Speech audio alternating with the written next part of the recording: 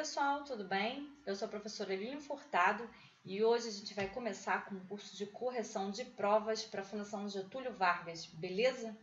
Eu trouxe hoje uma prova de técnico judiciário Rondônia, tá? Que foi do Tribunal de Justiça de lá. Então, preste atenção. O que é importante você fazer? Primeiro imprimir a prova e aí depois você resolve a prova e depois você vem para a aula, tá bom? Nas questões de gramática eu vou parar e vou explicar a teoria. Beleza? Seja bem-vindo à aula, eu espero que você goste da aula e eu espero que você gabarite a prova, porque essa que é a intenção aqui, tá bom? Então vamos lá.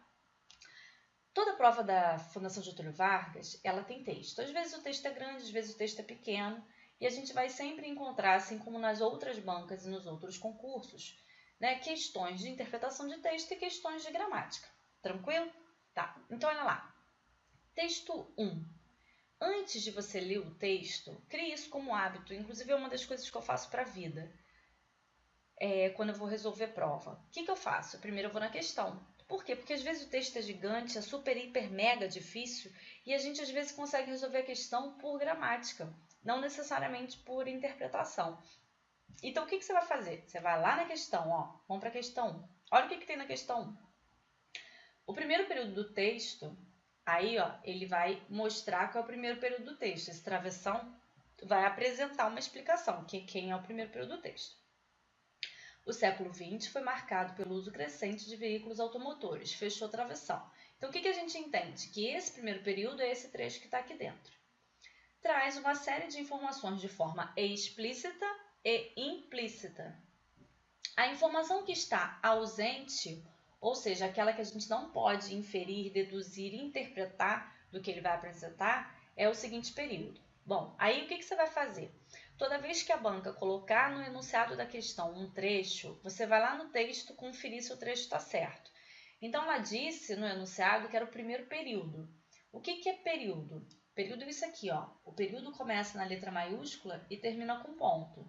Então, esse aqui é o primeiro período do nosso texto. Quem é o segundo período? É o desde então até ar. Quem é o terceiro período?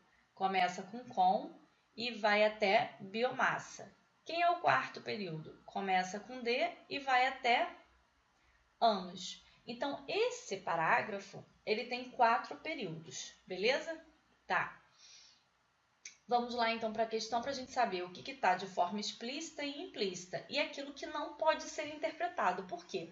Porque se a informação está ausente, é porque ela está fora do texto, ela não faz parte de uma interpretação possível, beleza? Letra A. Ao empregar a forma verbal foi marcado, o autor do texto 1 mostra que o século XX já é passado. Sim, olha aqui, ó. Se ele foi marcado, essa locução verbal indica passado. Então, o século XX já é passado? Sim, esse item está correto. Depois, a letra B. Ao referir-se a século XX, o autor do texto alude a um período de 100 anos. Sim, porque olha aqui, ó, século não tem 100 anos? Então, isso aqui está correto. Sim, ele está aludindo a um período de 100 anos. Aludir é fazer referência a. Ao dizer que o uso de veículos automotores foi crescente, o autor do texto mostra que a venda desses veículos aumentou progressivamente. Sim, ó, se ela foi crescente, é porque ela teve um crescimento no decorrer do período. Por isso ela foi crescente, ela foi aumentando. Então, essa interpretação também é possível. Na letra D, o adjetivo automotores se refere a um tipo específico de veículo. Sim. Por que é um tipo específico? Ó, automotor. Então, é um veículo que tem o quê? Motor. É um tipo específico? Sim. Ele restringiu. Não é o skate, não sei lá, uma bicicleta, que também é um veículo, mas não tem motor. Então, ele está falando especificamente de veículo automotor. A letra E é o gabarito. Ele diz assim: ao dizer que o século XX foi marcado, isso equivale a dizer que essa característica é de cunho negativo. Não para esse trecho aqui. Não, olha aqui, ó. O século XX foi marcado pelo uso crescente de veículos automotores. Ele está dizendo que é uma perspectiva é uma característica desse período, mas que não necessariamente foi marcada. Seria uma característica, de repente, negativa se fosse assim: ela foi marcada para o resto da vida por conta da sua atitude equivocada. Aí é uma questão de característica negativa, tá? No sentido de a pessoa foi rotulada, ela foi marcada, ela foi caracterizada com aquilo ali para sempre, beleza? Então, o que a gente não pode deduzir, o que a gente não pode inferir, qual é a leitura que está errada? É essa aqui da letra E, tá? Então, a letra E é o gabarito. Qual é o grande lance dessa questão e, aliás, dos enunciados das provas? É sempre você prestar atenção ao comando, para não se confundir, porque de repente você vai ler e você pode acabar se confundindo e marcar um item errado porque não prestou atenção. Então, ó, se está ausente é como se ele dissesse assim, uma interpretação incorreta. Seria a mesma coisa, tá? Então, aqui na questão 1 ele quer o item errado. Questão 2. No texto 1, ora o autor emprega verbos na voz ativa, ora na voz passiva. Aí ele diz, ó, a frase abaixo cujo verbo se mostra na voz ativa é. Antes de marcar o item, eu vou fazer uma revisão da gramática. Aí, olha só. Se é uma questão que você não tem dúvida, um assunto que você tira de letra, não precisa assistir a parte da explicação teórica. Você passa para a correção da próxima questão. Agora, se você errou, sugiro que você assista nessa ordem que eu estou explicando, tá bom? Então, olha aqui, ó. A voz ativa. Quando é que a gente tem uma voz ativa? A gente tem uma voz ativa quando o sujeito ele é agente, ou seja, quando esse sujeito é praticador da ação. E os verbos podem ter qualquer transitividade. Então, na voz ativa, eu posso ter, ó, qualquer transitividade. O povo assistiu à confusão. É um verbo transitivo indireto. Posso fazer ativa? Pode, porque aqui, ó, o povo pratica a ação de assistir. Eles gostam de bolo. É um verbo transitivo indireto. Eles praticam a ação de gostar. Se eu dissesse, Pedro comprou livro, ó, comprar é verbo transitivo direto. Pedro pratica a ação de comprar livro. Aqui é uma voz ativa? É. Esse sujeito, ele é ativo? Sim. Por quê? Porque ele pratica a ação, tá? Voz passiva. Quando é que eu tenho voz passiva? O contrário. Quando o sujeito é o quê? Paciente. Quando o sujeito é paciente? Ele é paciente quando ele sofre a ação, tá? Só que a gente não consegue determinar e identificar só por conta desse valor semântico de sujeito ativo ou passivo, ou seja, aquele que pratica ou aquele que sofre a ação. A gente tem que observar quais são as características, né? As características gramaticais, aquelas que são sintáticas e morfológicas, beleza? Então, quando eu digo assim, ó, o prefeito era aplaudido pelo povo e a questão foi anulada pela banca, nós temos aqui o prefeito e a questão, que são sujeitos que sofrem ação. No primeiro exemplo, ele sofre a ação de ser aplaudido. E a questão, no segundo exemplo, sofre a ação de ser anulada, tá? Então, ó, como é que a gente faz, então, uma voz passiva, né? Quais são os tipos de voz passiva? A gente tem a voz passiva analítica e a gente tem a voz passiva sintética. Por que é analítica? Ela é analítica porque ela faz uma análise que parte da voz ativa. A voz ativa, ela é a voz original na nossa língua. Então, na língua portuguesa, tudo que geralmente a gente produz, né, segundo a gramática tradicional e com predominância, é a voz ativa, ou seja, aquela em que o sujeito ele é sempre praticador da ação.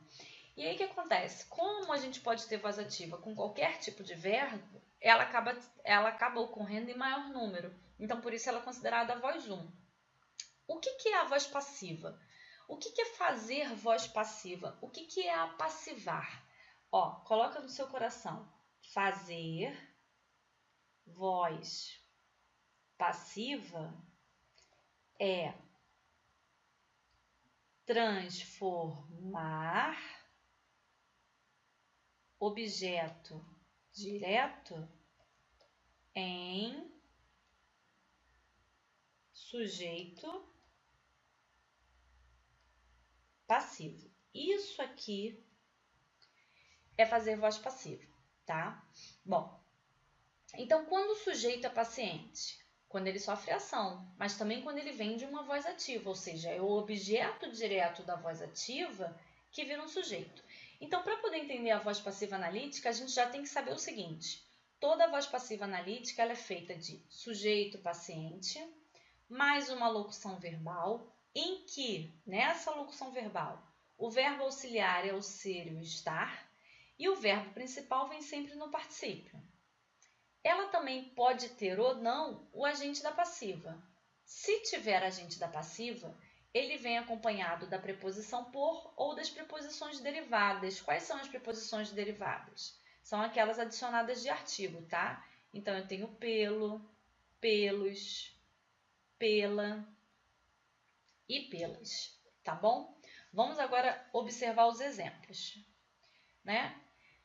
Então, quando eu digo assim, ó, a voz passiva só existe, olha a condição, isso aqui é uma condição, ela só existe se o verbo for verbo transitivo direto ou verbo transitivo direto e indireto. Por quê? Porque apenas o objeto direto da voz ativa pode ser sujeito na voz passiva. Olha aqui, presta atenção, coloca no coração. Se eu digo assim, ó, Pedro comprou livro. Aí eu digo assim, livro, mas eu tenho que botar com a letra maiúscula, né? Como é que eu faço a voz passiva? Ó, livro foi comprado por Pedro. Esse comprou aqui é um verbo transitivo direto. Então, eu posso fazer a voz passiva? Posso fazer a voz passiva. Agora, veja o seguinte. Se eu digo para você assim, ó, Pedro gosta de bolo. Essa voz é uma voz ativa? É. Mas ela faz voz passiva? Não. Por quê? Porque o verbo é transitivo indireto. Então, olha só. Quando a banca... Anota tudo isso que eu falo, tá? Quando a banca solicitar uma questão assim, ó, assinale o item que a oração é voz ativa, ou assinale o item que a oração é voz passiva, você vai fazer o quê? Vai procurar o verbo. Se for verbo transitivo direto ou verbo transitivo direto e indireto, vai fazer voz passiva. Se for qualquer outra transitividade verbal, não faz voz passiva, tá bom? Então, ó, isso aí que está aí na seta 1 é um mantra para a sua vida. Você pode, inclusive, pegar esse slide, né, lá no seu material, imprimir e colocar colado lá no teto da sua cama. A voz passiva só existe com verbo transitivo direto e verbo transitivo indireto. Por quê? Porque apenas o objeto direto da voz ativa pode ser sujeito na voz passiva. Eu aprofundo, inclusive, essas coisas no curso teórico de gramática. Então, ó, verbos de outras transitividades não fazem voz passiva, sim. Por que quando eu digo assim, como eu coloquei ali ainda há pouco exemplo, Pedro gosta de bolo, eu digo para você que isso aqui é uma voz ativa, mas que não tem passiva correspondente. Ó, isso aqui, de bolo, é um objeto indireto. Esse de é uma preposição. Para poder fazer uma voz passiva, o objeto indireto teria que virar sujeito. Então, teria que vir para cá, ó. De bolo, Pedro gosta. Não, aí eu teria que botar aqui uma locução verbal. É gostado por Pedro. Só que olha só. Sujeito de bolo seria um sujeito. Sujeito pode ser preposicionado? Não pode. Então, por que o sujeito não pode ser preposicionado? O objeto indireto nunca vai virar sujeito. E por esse motivo, o verbo transitivo indireto não faz voz passiva. Então, quando existe voz passiva? Quando o verbo for transitivo direto ou transitivo direto e indireto. Por quê? Porque apenas o objeto direto da voz ativa é capaz de fazer o sujeito da voz passiva. Beleza? Tá. Exceção são os verbos obedecer e desobedecer, que fazem voz passiva mesmo sendo verbos transitivos indiretos. Agora a transposição da voz ativa para a voz passiva, olha lá. Ó, eu tenho aqui, Abdênio compra flores. Como é que a gente faz? A gente olha para o verbo. Quem compra? Abdênio. Abdênio é o quê? É o sujeito. Então, depois que eu acho o sujeito, tudo que sobe é predicado. Compra flores. Comprar é um verbo transitivo direto e flores é o objeto direto. Aí, olha aqui, da perspectiva do sentido, da semântica. Esse sujeito ele é um agente. Por quê? Porque ele é um sujeito ativo. Ele pratica a ação de comprar. E por que flores é paciente? Porque ela sofre a ação de ser comprada. Como é que eu vou fazer então a transformação? Olha lá. O objeto direto da voz ativa, ele vai lá para o início, tá vendo? E ele vira sujeito o quê? Da voz passiva. E o abdênio, que é o sujeito da voz ativa, ele ganha a preposição por, ó, para poder fazer o quê? A voz passiva. E para nessa voz passiva ele ser o quê? O agente da passiva. Então, flores é o sujeito paciente ou passivo e por abdênio é o agente da passiva. Aqui não tem esse termo agente aqui, ó. Não, tem. Ele é um agente da perspectiva semântica. Eu vou deixar ele aqui, não vou tirar não, ó. Ele é um agente da perspectiva semântica e ele é o agente da passiva numa perspectiva sintática, tá? Por que é agente da passiva? Porque ele é agente. Agente porque pratica. Pratica o quê? A ação na voz passiva. E o sujeito paciente, ele sofre. Então, na verdade, a gente tem uma perspectiva de sentido. Quem sofre a ação na voz ativa também sofre na voz passiva. O que a gente muda? A função sintática, olha lá. O objeto direto passou a ser sujeito e o sujeito vai passar a ser objeto direto se eu fizer o caminho contrário. E o que acontece com a locução verbal? Olha lá. Comprar está no presente do indicativo. Então, são compradas, ó, o presente vem para cá também. O verbo auxiliar, ele vai assumir o mesmo tempo e o mesmo modo. Então, o verbo ser, ó, presente do indicativo. E compradas, vem para o particípio. Então, o que eu observo aqui nessa voz passiva? Porque ela é uma voz passiva, né? Eu tenho um sujeito paciente, eu tenho uma locução verbal, em que o verbo auxiliar, ele é o verbo ser ou estar, e o verbo principal, ele vem no particípio. O agente da passiva, acompanhado da sua preposição por. Beleza? Tá, vamos ver outro exemplo. Olha lá. Compram flores. Compram flores é um verbo que está na terceira pessoa do plural, tá? E é um verbo transitivo direto. Flores é o objeto direto. Por que aqui eu tenho um sujeito indeterminado? Porque eu não sei quem comprou, né? Como é que a gente identifica o sujeito indeterminado? Quem é o sujeito indeterminado? O sujeito, ó, é um sujeito não determinado. O sujeito indeterminado é aquele que pratica a ação, mas a gente não sabe dizer quem é, ou a gente não quer dizer quem é. Por exemplo, com a galera da fofoca. Olha, falaram um negócio de você. Esse falaram é um verbo que está na terceira pessoa do plural. Só que a pessoa que quer fazer a fofoca, quando ela diz assim, falaram, ela está dizendo em outras palavras. Eu sei quem falou, mas eu não vou te dizer quem é não, tá? Para não me comprometer. Entendeu? Então, quando a oração ela é elaborada com a terceira pessoa do plural, eu tenho o sujeito indeterminado. E ele acontece por dois motivos. Ou porque a pessoa não quer dizer quem é aquele sujeito que pratica a ação, como é a galera da fofoca, ou porque eu não sou capaz de dizer quem é essa pessoa, do tipo, você reservou um livro com um vendedor, aí chegou na loja para buscar. Só que quando você chegou à loja para buscar o livro, ele ficou lá procurando, daqui a pouco ele virou para você e falou assim, olha, não sei o que aconteceu, venderam um livro.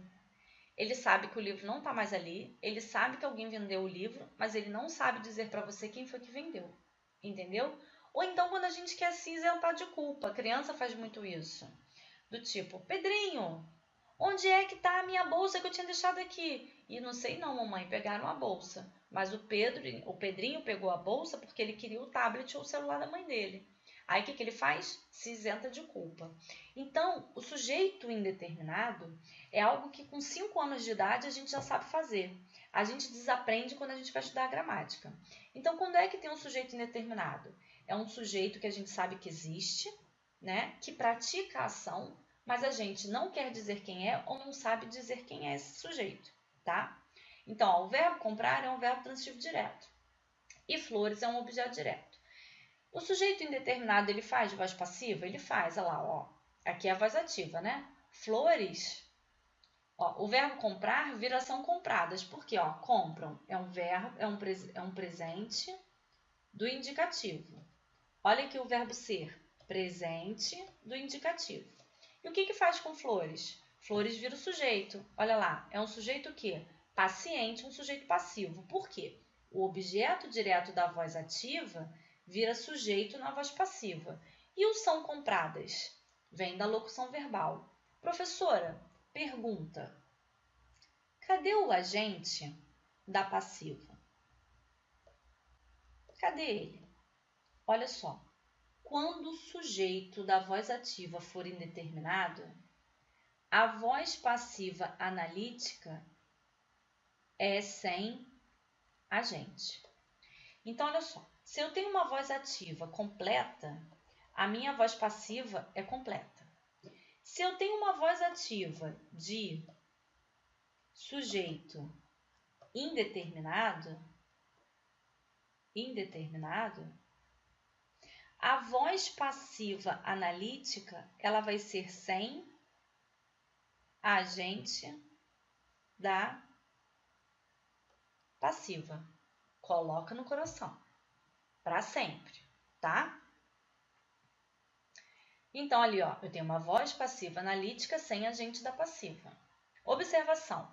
Quando na voz ativa o sujeito é indeterminado, a voz passiva analítica não apresenta o agente da passiva, que foi o que eu acabei de falar. Além da voz passiva analítica, aquela que faz a análise, a gente tem a voz passiva sintética, que é aquela que sintetiza por meio do ser. Quais são os tipos de seres que a gente tem? A gente tem o pronome passivador, que a professora chama de PA. Tem o pronome indeterminador do sujeito, que a professora e o mundo chama de PIS. Tem um pronome reflexivo, que a gente chama de PR. Tem a parte integrante do verbo, que a gente chama de PIV. E ele pode ser conjunção integrante e conjunção condicional. À medida que esses assuntos forem aparecendo nas correções das provas, eu vou aprofundando cada tipo de ser, tá? Então, vamos lá. Olha aqui. Antes de entrar nesse do ser, aqui não dá para eu apagar. Preste atenção no seguinte. Vou abrir uma tela em branco aqui. Vamos lá. Tela em branco. Vamos. Quando eu trabalho com ser, PA, que é o pronome, olha o nome dele, ó, pronome apassivador. Por que ele é um pronome? Porque ele substitui o nome, né? Ele sempre age a favor do nome. Essa é a função do pronome. Por que ele é apassivador? Porque ele faz voz passiva. É só você pensar assim, ó. Quem é o jogador? O jogador não é aquele que joga? O professor é aquele que professa? O educador é aquele que educa? Então, o apassivador é aquele que faz voz passiva. Só que você já sabe o que é fazer voz passiva. O que é fazer voz passiva? Coloca lá, ó. É transformar o objeto direto da voz ativa em sujeito da voz passiva. Isso é fazer voz passiva. Então, o que é apassivar? Apassivar é transformar o objeto direto que está lá na voz ativa quietinho em sujeito na voz passiva. Por isso o nome dele é pronome apassivador. Por que o outro ser, ele recebe o nome, né, que é o PIS, de pronome indeterminador do sujeito.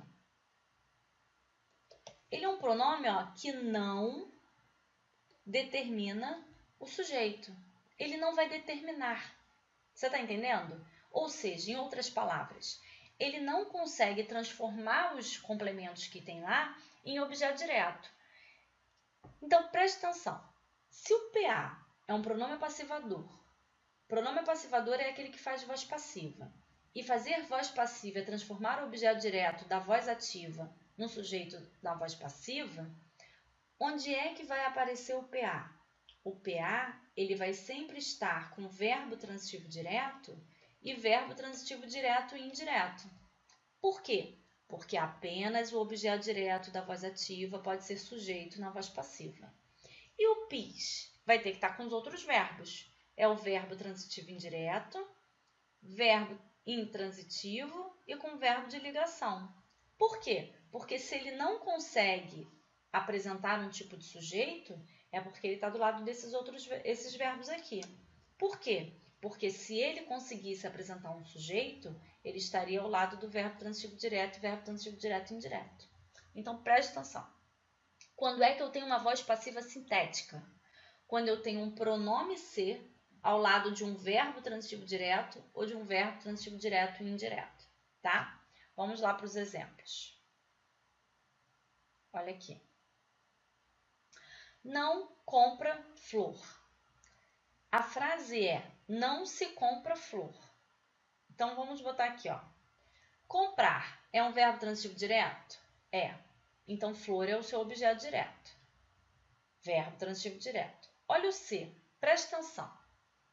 Presta atenção aqui. Esconde o C comigo. Eu escondi o C. Vai aparecer lá na oração assim, não se compra flor. Esconde o C. Professora, por que eu vou esconder o C? Porque eu preciso saber que C é esse. Seria um pronome passivador, pronome determinador, pronome reflexivo. Então, a gente esconde, tá? Então, olha lá. Não se compra flor. Escondi. Por que eu escondo? Para descobrir qual é a transitividade do verbo. Eu descobri qual é. É um verbo transitivo direto. E flor é um objeto direto. O que vai acontecer?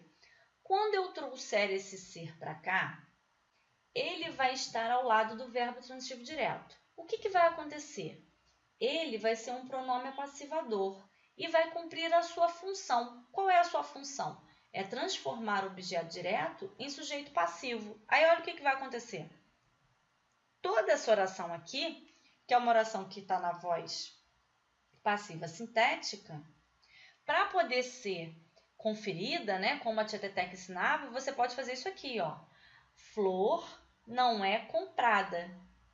Vai ter o agente da passiva? Eu não tenho o agente da passiva, porque aqui em cima eu não sei quem é, é o objeto direto, viu?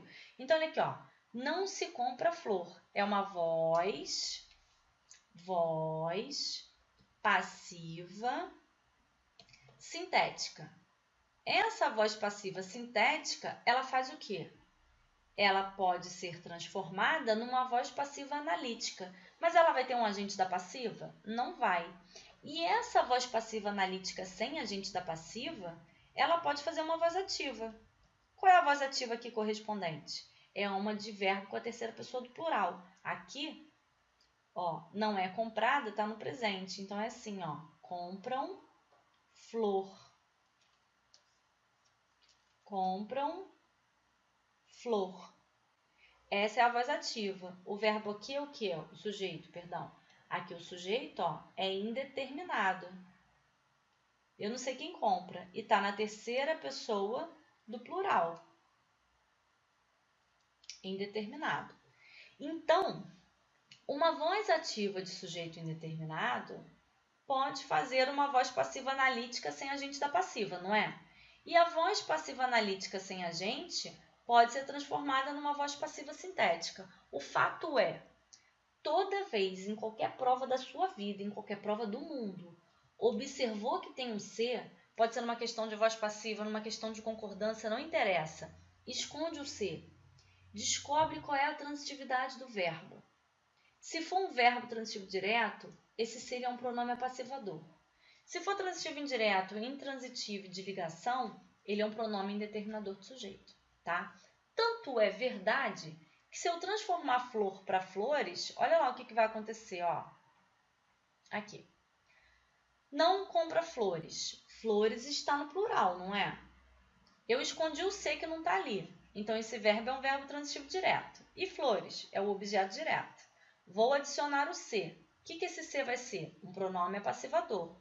O que o pronome apassivador faz? Transforma o objeto direto, aqui, ó, em sujeito passivo ou paciente. E aí, olha aqui, a letra M apareceu. Por que apareceu? Regra de concordância. O verbo sempre concorda com o sujeito. Quem é o sujeito aqui? O sujeito é flores. Então, ó, de novo, escondi o C. Não compra flores. Se eu colocar o C, ele vira um pronome passivador. O que é um pronome passivador? O pronome passivador transforma o objeto direto, ó, aí eu risco esse objeto direto. Ele não é mais um objeto direto. Ele passou a ser o quê? Um sujeito passivo. Se ele é um sujeito, o que vai acontecer com o verbo? O verbo concorda com esse sujeito. Se o sujeito está na terceira pessoa do plural, o verbo também vai ser flexionado na terceira pessoa do plural. Tanto que a passiva analítica é assim, ó. Flores não são compradas. Eu tenho uma voz passiva analítica sem agente da passiva, tá? Então, vamos voltar lá para a questão 2. E aí, vamos resolver uma questão que é de voz passiva. Ó, ele diz assim. No texto 1, ora o autor emprega verbos na voz passiva, ora na voz ativa, ora na voz passiva. A frase abaixo, olha aqui, ó, cujo verbo se encontra na voz ativa. Voz ativa. Vamos lá. O século XX foi marcado, ó, verbo ser mais particípio. O século XX é o sujeito. Pelo uso, agente da passiva. Então, se é um agente da passiva, a letra A a gente risca. Isso é uma voz passiva. Desde então, observam-se. Olha aqui, viu o que eu falei? Tem o verbo observam-se. Esconde o C. Quem observa, observa alguma coisa. Verbo transitivo direto. Episódios é objeto direto. Quando eu coloco o C, o que esse C é? Ele é um PA. Então, ele transforma o objeto direto em sujeito. Então, essa voz aqui é uma voz passiva sintética. Viu? É uma pegadinha. É para você não observar e se confundir. Letra C. A mudança definitiva do século pode ser representada. Ó, a mudança pode ser representada pela agente da passiva. Então, não é a letra C. Por meio de tecnologias que já foram criadas. Ó, quem foram criadas? As tecnologias. Criadas por quem? Sei lá. Pela sociedade. Também é uma voz passiva, ó. Verbo ser, verbo criar no particípio e tecnologia que é o sujeito passivo. Sobrou quem como para a gente analisar por último, né? Ou a questão vai ser anulada ou gabarito a letra E. Tecnologias que poderão estar acessíveis. Ó, eu tenho o verbo ser mais particípio? Não. Tem agente da passiva? Também não. Tem ser mais verbo transitivo direto? Não, também não. Então, o gabarito é letra E, ó. Letra E é que é a voz ativa, tá? Ficou mais fácil para resolver, não ficou? É direto. Se você observar, eu nem leio a oração completa. Por quê? Porque de tanto resolver a questão e por saber, né, com o funcionamento da voz ativa e da voz passiva, a gente já pode resolver de forma automática. Vamos lá para a questão 3. Deixa eu pular aqui a parte de teoria, que eu fiz para fazer uma revisão, para você não ficar aí perdido. Vamos lá, olha a questão 3. O século XX foi marcado pelo uso crescente de veículos automotores. Desde então, observam-se com maior frequência episódios críticos de poluição do ar. Entre esses dois primeiros períodos do texto 1, a relação lógico-argumentativa é a seguinte, ou seja, o que é uma relação lógico-argumentativa? Ele quer saber isso aqui, ó. Qual é a relação? Qual é o encadeamento? Eu explico isso muito em redação, quando eu estou corrigindo redação, qual é a relação entre esses dois períodos? Qual é a ideia que liga esses dois períodos? Então, ó, o século XX foi marcado pelo uso crescente de veículos automotores.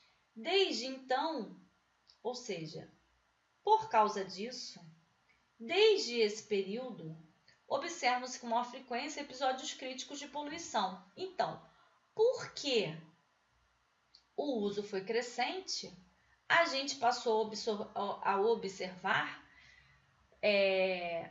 episódios críticos de poluição. Então, aqui eu tenho uma relação de quê? De causa e efeito.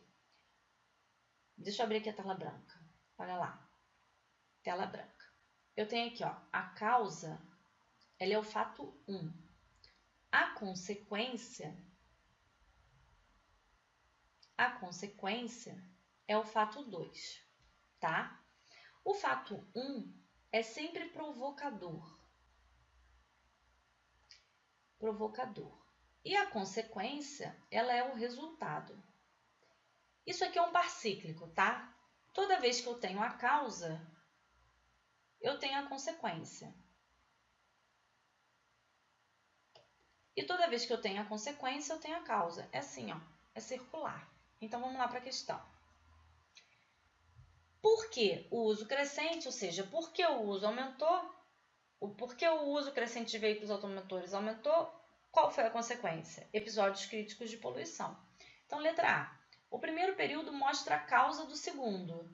Sim, o primeiro período, ó, começa na maiúscula, termina no ponto. Provoca a existência do segundo. Tá certo, esse é o gabarito. O primeiro período explica algo expresso no segundo. Não, ele não explica. O segundo período indica razão, não é diferente.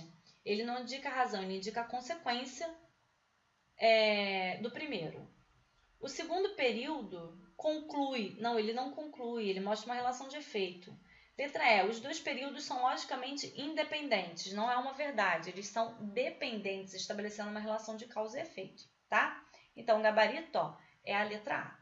Vou encerrar esse bloco porque eu já estourei os 30 minutos e a gente se vê no próximo bloco, tá? Até daqui a pouco.